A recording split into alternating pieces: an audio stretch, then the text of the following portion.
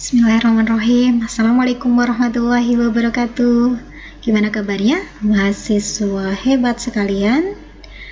Alhamdulillah kita hari ini akan belajar terkait dengan ilmu biomedik dasar. Topik yang akan kita pelajari kali ini adalah dasar-dasar anatomi. Oke. Learning outcome yang kita harapkan begitu kita selesai perkuliahan, diharapkan mahasiswa sekalian akan memahami tentang dasar-dasar dari anatomi, kemudian mengenal istilah yang digunakan di dalam anatomi, kemudian juga memahami dan mengenal tentang regio atau topografi dari anatomi tubuh manusia. Oke, baik kita mulai.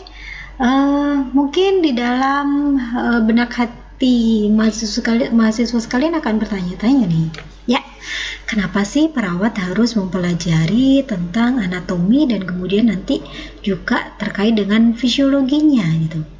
Apa yang melatar belakangi? Kenapa harus mempelajari? Mungkin seperti itu. Ada yang terbersit pemikiran atau pertanyaan seperti itu gitu ya. Oke. Jadi kalau dibilang bahwa anatomi itu merupakan ruh dari profesi. Kenapa ini merupakan ruh gitu ya? Karena dengan seorang perawat itu mempunyai dasar pengetahuan tentang anatominya, anatomi tubuh, maka nantinya diharapkan perawat itu bisa memberikan perawatan yang tepat. Karena tugas perawat, kalau saya mengasumsikan, adalah seperti detektif kesehatan, harus mengenal masalah kesehatan pasien yang berhubungan dengan gangguan pemenuhan kebutuhan, kemudian sampai dengan kita mengatasinya, kan seperti itu. Oke. Nah, sebenarnya kalau kita mempelajari anatomi itu adalah hal yang kalau menurut saya adalah salah satu cara kita bersyukur gitu ya, bersyukur atas apa yang dititipkan Tuhan, apa yang diberikan Tuhan kepada kita. Karena anatomi itu seperti kita belajar anatomi itu seperti kita sedang bercermin, kita melihat diri kita gitu ya. Jadi apa yang kita miliki dan kita mencoba untuk mengenalinya, kemudian memahaminya, dan ternyata memang manusia itu diciptakan unik dan menarik, ibaratnya kan seperti itu. Jadi kenapa kok perawat harus memahami? Jadi kalau diilustrasikan ya seperti halnya Anda mau mengerjakan sesuatu. Kalau Anda kemudian tidak mengenal ya, contoh misalkan Anda mau naik sepeda, kemudian Anda tidak mengenal bagian-bagian dari sepeda tersebut dan tidak tahu fungsinya, bagaimana kemudian nanti bisa menerapkan atau menggunakan sepeda tersebut. Begitu juga dengan anatomi. Makanya dia disebut sebagai ruh, karena nanti akan menjadi dasar untuk belajar materi-materi yang lainnya. Ya, baik itu nanti bedah bedah, kemudian keperawatan anak, maternitas, dan seterusnya. Jadi ini merupakan hal yang penting untuk dipahami. Oke, apa yang pertama kali kita lihat tentang dengan anatomi gitu ya? Apa yang terbersit di dalam kita? Apa yang harus kita lihat? Seperti hanya kalau kita melihat seseorang itu pasti tidak menutup kemungkinan kita akan melihat tubuh. Nah, itulah anatomi ya. Jadi kalau kita lihat anatomi manusia itu merupakan ilmu yang mempelajari tentang struktur tubuh manusia. Nah, namanya aja struktur gitu ya. Nanti akan kita bahas struktur itu apa sebenarnya. Tapi perlu kita kenal dulu sebenarnya kok muncul nama anatomi gitu. Anatomi itu sebenarnya asalnya dari mana? Anatomi berasal dari bahasa Yunani yang terdiri dari ana dan tomos atau tomin. Ana itu artinya memisah-misah, sedangkan tomos atau tomin itu artinya memotong-motong gitu ya. Oke, artinya ini memotong-motong gitu kalau yang tomos atau tomin. Jadi nanti jangan heran manakala kemudian Anda mengenal anatomi itu bahasanya kok unik gitu ya, bahasanya tidak familiar mungkin untuk kalian. Karena memang dia berasal dari bahasa Yunani dan sebagian besar itu kemudian diakomodir menjadi bahasa ilmiah kedokteran atau kesehatan gitu ya. Karena gini memisah-misah dan memotong-motong, makanya ahli anatomi itu deskripsikan anatomi itu adalah kita sedang mempelajari adanya hubungan antara siapa? Antar bagian tubuh sehingga itu akan membentuk sebuah struktur. Nah, ya. Jadi tubuh itu terdiri dari beberapa bagian yang kemudian dia berhubungan sehingga menjadi sebuah struktur. Nah, oke. Ya. Seperti apa sebenarnya bagiannya itu? Nah, kita kenal dulu. Bagian terkecil dari tubuh kita itu adalah adanya atom dan adanya molekul, ya. Atom kemudian dia berhubungan dengan molekul, kemudian ini akan disebut sebagai chemical level. Setelah itu dia akan menjadi sel, ya, berhubung menjadi sel. Sel kemudian dia masuk di dalam jaringan, ya. Jaringan kemudian dia akan masuk ke organ. Setelah organ menjadi sistem organ. Dan yang terakhir adalah disebut sebagai organisme yang utuh. Jadi ini terdiri dari bagian-bagian dipotong-potong yang dipisah-pisah tadi, kemudian dia ada hubungan sehingga membentuk suatu struktur. Itulah sebenarnya yang disebut sebagai anatomi, dan ada tingkatannya tadi, dari tingkatan terkecil sampai dengan tingkatan yang terbesar. Jadi ini menuju ke sini nih, ya, goalnya. Oke. Kemudian kita mencoba mengenal dulu. Yang pertama adalah positio anatomica.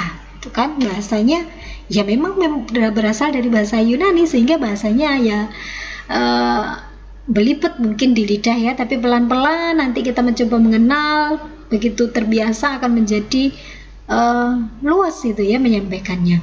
Ini dikenal juga sebagai anatomic position atau posisi anatomi, atau dikenal dengan sikap anatomi gitu ya. Oke, seperti apa sebenarnya sikap anatomi? Nah, seperti ini. Sikap anatomi itu adalah posisi, kalau kita lihat dari aturan berdiri tegak ya. Jadi pada saat berdiri tegak, kemudian pandangan wajahnya ini adalah mengarah ke depan, lurus menghadap ke depan. Kedua tangkai ya, kedua tungkai bawah ini lurus, sejajar, berdampingan ya. Berdampingan, sejajar. Kemudian kedua kakinya ya, kedua kaki ini menghadap ke depan. Oke. Bagaimana dengan lengannya? Lengannya juga menghadap ke depan, sejajar, berdampingan di kiri dan kanan. Oke, ya, di samping tubuh. Telapak tangannya ini menghadap ke depan. Oke, jadi membuka menghadap ke depan. Ini kalau kita lihat dari sisi depan. Kalau kita lihat dari sisi belakang seperti ini. Posisi ini dikenal dengan posisi erect. Ya. Digunakan untuk apa posisi ini? Digunakan untuk pemeriksaan fisik nantinya. Ya. Jadi pada saat pemeriksaan fisik akan lebih banyak menggunakan positio anatomica. Nah, berikutnya adalah aturan yang berbaring, terentang, ya. Hampir sama, ini sebenarnya menyerupai lah aturan dengan pada saat berdiri tegak, tetapi posisinya adalah terlentang. Posisi terlentang dikenal juga dengan posisi supin atau supinasi ya, atau supine. Nah, ini ya, posisi ini akan sering digunakan pada saat pemeriksaan klinis ataupun pemeriksaan fisik diagnostik gitu. Contohnya seperti apa? Jadi nanti pada saat pasien menjalani pemeriksaan foto rongsen, kemudian CT scan, MRI dan seterusnya, ini akan sering digunakan posisi supine atau supinasi ini. Oke, berikutnya adalah planum cardinal. Apakah planum cardinal? Planum cardinal merupakan bidang imajiner dari tubuh. Oke, supaya lebih jelas ya. Terbagi yang pertama ada planum sagittalis. What is planum sagittalis? Jadi planum sagittalis itu dikenal juga sebagai sagittal plane atau bidang sagittal. Berasal dari mana sagittal itu? Sebenarnya berasal dari ini. Ada di dalam tubuh kita itu ada garis atau sutura sagittalis itu ya, tempatnya di sini. Nah, bidang imajiner planum sagittalis itu adalah misalkan tubuh itu dibuat garis imajiner ya. Dari mana? Dari ini ya, sutura sagittalis, kemudian sejajar dengan sutura sagittalis os cranium. Jadi ini ada di cranium atau di bagian kepala gitu ya. Begitu kita buat garis imajiner, tubuh itu akan terbagi menjadi dua sisi, yaitu di sisi yang kanan ini disebut sebagai dextra atau dexter. Kemudian sisi kiri ini disebut sebagai sinister atau sinistra. Ya, jadi bidang sagittalis, planum sagittalis membagi tubuh kita menjadi dua bagian, dextra dan sinistra. Oke, kita lanjutkan ke planum frontalis. Planum frontalis dikenal juga sebagai planum coronalis. Nah, coronalis, jadi kalau ingat ini menjadi ingat corona gitu ya, coronavirus itu. Apa-apalah untuk memudahkan kita mengingat, oh kalau frontalis identik dengan coronalis gitu ya, atau disebut sebagai bidang frontal atau bidang koronal. Nah, ini kita mengilustrasikannya, atau sebenarnya dia adalah seperti gini. Kalau kita membuat sebuah garis imajiner ya, makanya disebut sebagai disebut sebagai sutura koronalis itu karena dia begini, membagi ini. Jadi tubuh itu akan diiris ya melalui garis imajiner melalui sutura koronalis os cranium. Kalau kemudian ini ada garis seperti ini ya, nah ini tubuh akan terbagi menjadi dua sisi, menjadi dua bagian, yaitu bagian depan, yang depan sini ini ya, yang pink, yang warna pink ini, depannya pink ini disebut sebagai anterior.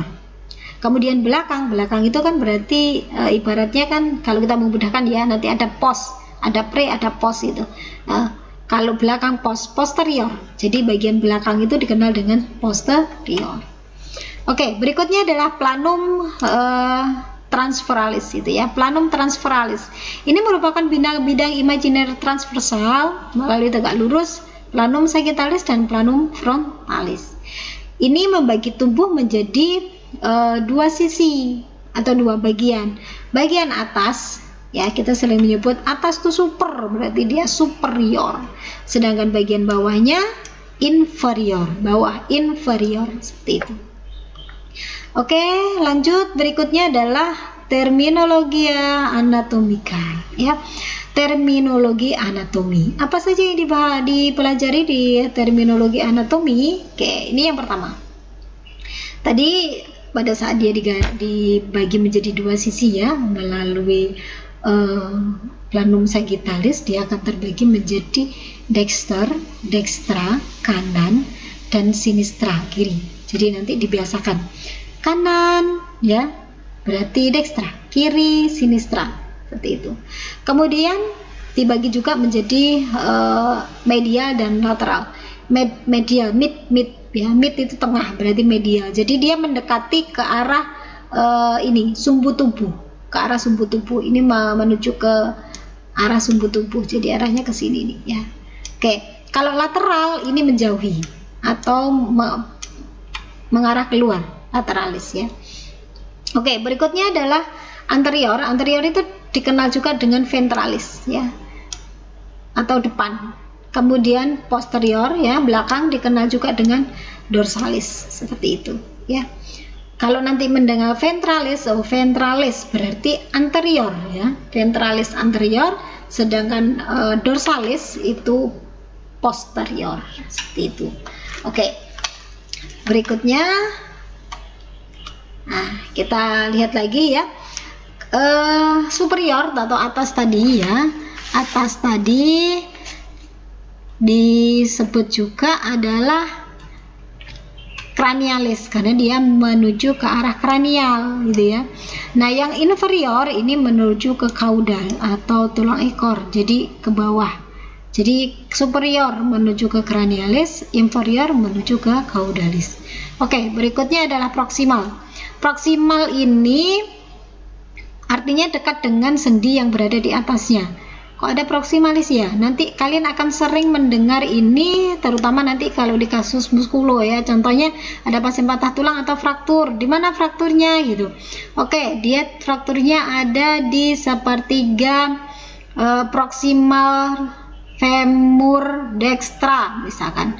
Nah, sebutannya akan seperti itu. Oh, proximal berarti akan mendekati dengan sendi yang ada di atasnya. Jadi cenderung mendekati sendi yang ke atas. Nah, kalau distalis, distal yaitu menjauhi, jauh dari sendi yang ada di atasnya.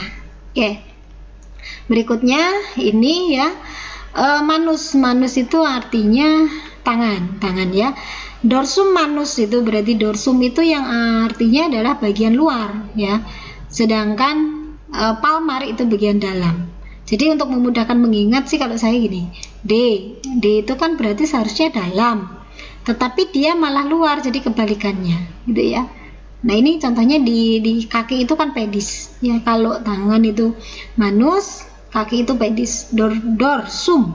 Dorsum ini berarti arahnya kan dia berada di bagian luar. Nah sedangkan bagian dalamnya disebut sebagai plantar. Oke. Lanjut ya, berikutnya yang dekat dengan permukaan atau tubuh atau kulit disebut sebagai superficial. Superficial artinya di permukaan gitu ya, di superficialis gitu, dekat dengan permukaan tubuh atau kulit. Sedangkan yang jauh ya, jauh dari permukaan tubuh atau kulit disebut sebagai profundus. Oke, kita lanjutkan. Berikutnya ada ipsilateral. Ipsilateral itu bagian atau sisi tubuh yang sama. Jadi kalau misalkan ini ada di lengan kanan ya, lengan kanan, kemudian ini tungkai kanan. Nah, ini berarti artinya dia di sisi tubuh yang sama. Nah, berikutnya adalah kontralateral. Berarti kontra itu berarti berlawanan, berarti sisi yang berlawanan. Misalkan ini ada tungkai kanan dan ada tungkai kiri. Nah, itu berarti berlawanan. Kapan ini akan sering kalian gunakan? Pada saat lebih banyak nanti kalau belajar terkait dengan neurologi atau syaraf gitu ya. Jadi pasien itu mengalami kelumpuhan ipsilateral dextra gitu. Nah, berarti mengalami kelumpuhan pada sisi bagian tubuh yang kanan, berarti sama. Nah, kalau kontralateral berarti ya berlawanan. Contohnya begitu.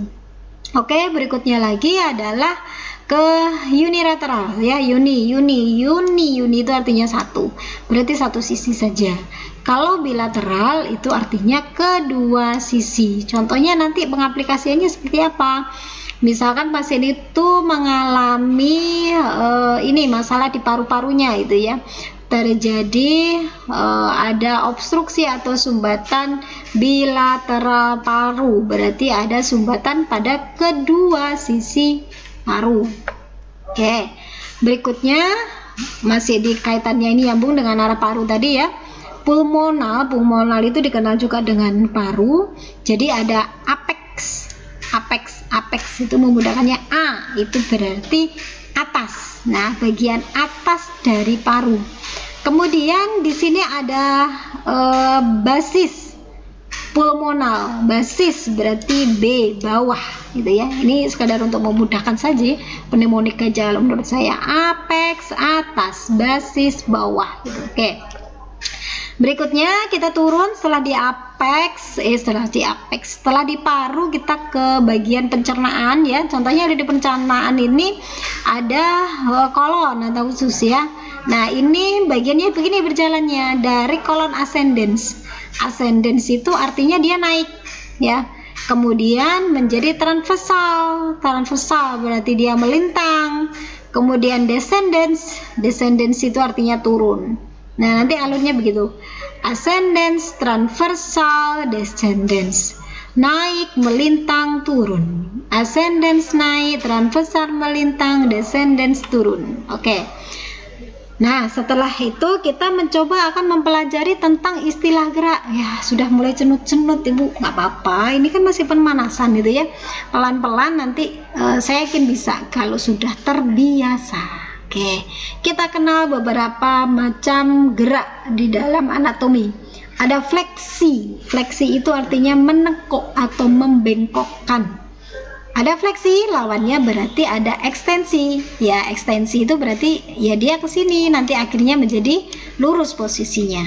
Ya, fleksi, ekstensi. Ini juga gitu. Fleksi menekuk ya, ini posisinya tertekuk. Kemudian ekstensi dia akan menjadi lurus, jadi kembali. Nah, ini ada fleksi, kemudian ekstensi, ada fleksi, ekstensi, begitu juga di kaki juga seperti itu. Ini ada fleksi ya, kemudian ada ekstensi gitu. Itu pasangannya. Oke, ada fleksi, kemudian kalau kembali ke sini dia menjadi ekstensi. fleksi, ekstensi, fleksi, ekstensi. Oke. Ya, di tangan juga bisa gitu. Namanya menjadi dorsofleksi. Tadi kan ini menuju ke bagian luar ya, D, dorso tadi namanya. Oke, dorsofleksi. Kalau ke bagian dalam namanya palmar fleksi. Dorsofleksi, plantar ya, kalau di kaki plantar fleksi. Oke, kita lanjutkan. Berikutnya ada abduksio ya. Abduksio itu artinya menjauhi. Ini hampir mirip, hati-hati penyebutannya. Satunya abduksio, satunya adduksio ya. Bedanya di sini ada huruf D ini di sini. Nah, kalau untuk memudahkan ini bisa dijadikan clue.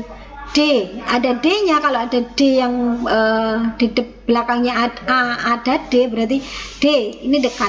Jadi ini mendekati tubuh. Abduksio menjauhi, adduksio mendekati. Ini bisa berlaku juga untuk di jari. Kalau misalkan ini ada sebagai sumbunya, berarti kalau dia adduksio berarti ini mendekati ke sini, mendekati ke arah sumbu ya, mendekati ke arah sini nih. Nah, kalau dia abduksio berarti dia ke arah sisi luar ya, keluar. Ini dalam ya, dekat, dalam kan bisa ya. Nah, kalau abduksio ini menjauh ya, ini juga seperti itu. Jadi ini bisa fleksi, kemudian ini diluruskan menjadi ekstensi, kemudian ini adduksio ke dalam, dekat, abduksio menjauh atau ke arah luar. Oke, berikutnya ada rotasio ya, atau rotasi, perputaran. Jadi kalau tadi ke arah luar ya, itu menuju keluar, itu disebut sebagai rotasi lateral. Nah, kalau dia menuju ke dekat dengan sisi tengah tubuh, dekat dengan sumbu tubuh, berarti dia rotasi medial. Sama. Rotasi lateral, lateral berarti menjauh keluar, medial berarti ke dalam atau mendekati sumbu tubuh. Oke, berikutnya ada supinasio, supin ya, supinasi. Kalau tadi ingat, ini adalah telentang. Jadi ini telapak tangannya membuka ya, membuka, diputar, rotasi ke sana. Ini disebut supinasio. Nah, pron itu artinya tengkurap. Jadi ini pronasio. Berikutnya lagi adalah eversio. Eversio itu berarti ke arah lateral, arah luar. Inversio, in artinya dalam, berarti ke arah mendekati sumbu tubuh medial ya. Eversio keluar, inversio ke dalam. Berikutnya ada elevatio ya, elevasi, elevator. Itu berarti mengangkat. Apa yang diangkat? Bisa bahu, dagu, rahang gitu ya. Nah, kemudian depresio, depresi tekanan, berarti menurunkan ya, menurunkan dagu, bahu dan rahang. Berikutnya lagi nama gerak adalah retraksi, retraksio ya. Retraksi itu berarti menarik ke belakang. Contohnya nanti terjadi retraksi pada dinding dada. Nah, itu artinya retraksi. Kemudian ada protaksio. Protaksio itu menarik ke depan ya. Ada retraksi ke belakang, protaksi, re itu kan artinya ke belakang ya. Kemudian protaksi itu artinya ke depan. Oke. Ada abduksio ya, tadi menjauhi, kemudian adduksio mendekati, ada fleksio, ada ekstensio. Nah, kalau digabung menjadi sirkumduksio, gabungan antara abduksio, adduksio, fleksio, ekstensio menjadi sirkumduksio. Oke. Next, kita lanjutkan nih ya. Regions et partes corporis atau region of the body atau regio bagian tubuh. Nah, apa ini ya? Oke. Ini secara garis besar tubuh kita itu terbagi menjadi beberapa regio ya. Yang pertama, ini regio utamanya. Kaput. Kaput itu adalah di bagian kepala ini. Ini disebut kaput. Kemudian ini kolum. Kolum itu leher ya, leher nanti disebut kolum leher. Kemudian ada torak, artinya dada. Kemudian abdomen, artinya nanti perut. Kemudian ada pelvis, oke. Kemudian ada ekstremitas superior, artinya superior tadi atas ya. Ekstremitas berarti ada anggota gerak tangan kanan dan kiri ekstremitas superior. Kemudian ada ekstremitas inferior. Inferior tadi artinya adalah bawah, jadi ekstremitas bawah. Ingat ya, ini ada kaput, kolom, toraks, abdomen, pelvis, ekstremitas superior, dan ada ekstremitas inferior. Lanjut, ini kalau di bagian abdomen ya bisa terbagi menjadi 4 itu kuadran disebutnya ya, ada kuadran 1, 2, 3, 4. Nah, lebih detailnya sebenarnya menggunakan regio. Kalau terbagi menjadi regio itu terbagi menjadi 9. Nah, nomor satunya ada di mana? Ini yang penting ya. Nomor satunya adalah ada di sisi dekstra atas ya, di sisi kanan atas. Ini nomor 1 dan dia tidak mengular, artinya 1, 2, 3 kan begini. Terus kembali nih, pokoknya utamanya adalah di kanan dulu, baru 4, 5, 6 kan begitu. Kemudian 7, 8, 9. Nah, what is number 1 ya? 1 disebut sebagai hipokondrium. 3 ini juga hipokondrium. Yang membedakan ini dekstra, ini sinistra. Hipokondrium dekstra, hipokondrium sinistra. Nah, yang tengah disebut sebagai apa? Epigastrium. Ya, nomor 2 disebut sebagai epigastrium. Nomor 4 dan nomor 6 berarti sama. Namanya adalah lumbalis dekstra, lumbalis sinistra. Nomor 5 dia adalah umbilicus. Ya, dekat dengan umbilicus ini. Oke, nomor 7 dan 9 sama disebut sebagai iliaka ya. Iliaka dekstra dan ini iliaka sinistra. Nomor 8 disebut sebagai hipogastrium. Jadi untuk memudahkan mengingat, hipokondrium, kemudian ada lumbalis, kemudian ada iliaka, ada epigastrium, ada umbilicus, kemudian ada hipogastrium. Oke, gitu. Next, kita lanjutkan ke line anatomika atau garis anatomi ya. Kok ada lagi gitu ya? Ya, insya Allah ini yang terakhir lah ya, garis anatomi. Oke, garis anatomi tubuh kita ini terbagi menjadi beberapa. Ini misalkan kalau kita lihat dari ventroregiotoraks abdomen bagian anterior ya, depan, bagian depan. Oke, pertama kita kenal dulu. Di sini ada yang namanya klavikula ya. Klavikula ini di sini ada klavikula. Kemudian di sini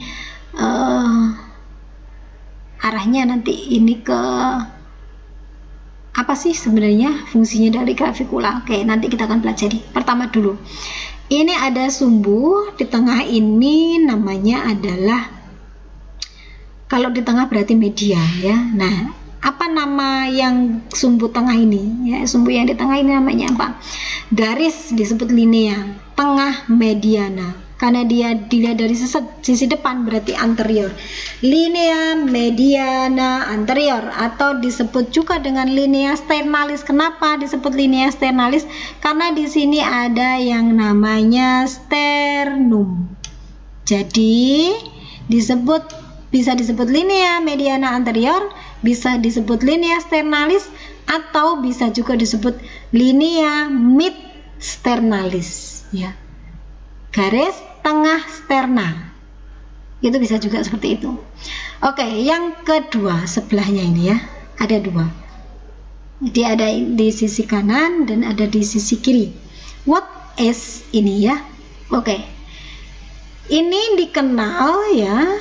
Jadi kalau kemudian kita lihat dia berada di perpotongan, jadi dari ini ya, parasternalia. Ini kalau dibagi dia bisa ke ada 4 nih ya.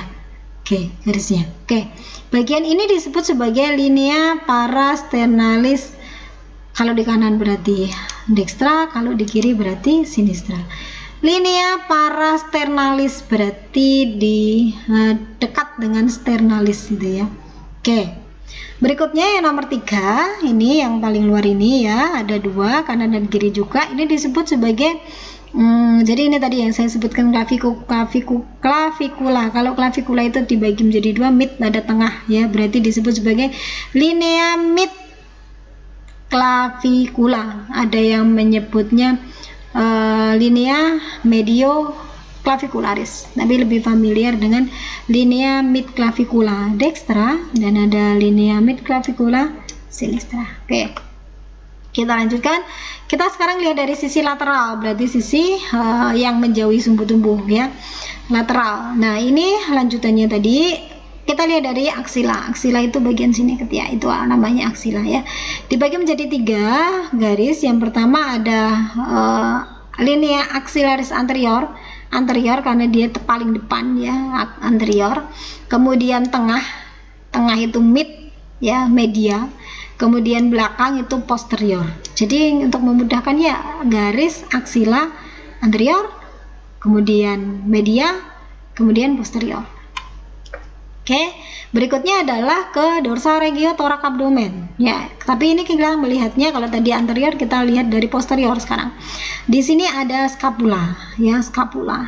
Nah, di tengah-tengahnya scapula ini, kalau kemudian dia ada garisnya seperti ini, disebut linea scapularis. Nah, kalau yang tengah ini disebut linea media, di tengah ya, media posterior. Oke, berikutnya ada dorsal regio thorax abdomen. Kalau kita lihat lagi tulang-tulangnya di sini ya, ini os clavicula. Kalau kita lihat dari anterior. Nah, kalau dari posterior nampaknya kan seperti ini. Ya, ini clavicula. Kemudian os scapula ini. Ya, tulang scapula nih. Di tulang scapula. Ada kanan dan kiri. Oke, kalau kita lihat dari sini seperti ini ya. Oke, berikutnya lagi adalah sternum.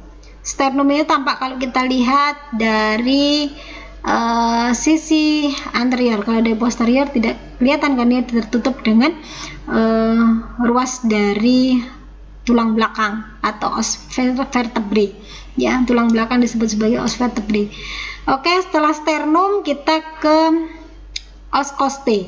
Costae, ini costae kita ya, tulang costa yang kita lihat ya. Tadi ada nyebut ventral, jadi kalau kita cross check lagi, ventral itu sama dengan anterior, kemudian dorsal itu sisi posterior gitu ya. Oke, ini berikutnya lagi regio abdomen ya, ada garis Monro. Jadi garis Monro itu antara tulang yang ada di sini ya, kemudian dihubungkan ke umbilikus dan ini. Kemudian disebut garis Lange. Ya, ini garis lurus, kalau ini tadi menyambung ke umbilikus, kalau yang ini langsung lurus. Kemudian garis cover ini dari ini ya, dari sini dia sampai ke pangkal dari costae. Oke. Kemudian regio thorax os costae. Nah, ya. Ini tadi yang saya sebutkan dulu, ini ada clavicula ya. Terus kemudian ini ada sternum tadi. Sternum itu terbagi di bagian paling ujung atas, itu namanya manubrium sterni. Kemudian ini adalah corpus ya. Corpus itu berarti di bagian badannya. Kemudian ini ada processus hypoideus, itu bagian ujungnya sini. Ya, oke. Jadi sternum ada manubrium sterni, ada corpus sterni, kemudian ada processus hypoideus. Kemudian antara manubrium sterni dengan corpus ini ada disebut angulus sternis ya. Terus ini ya ada costae.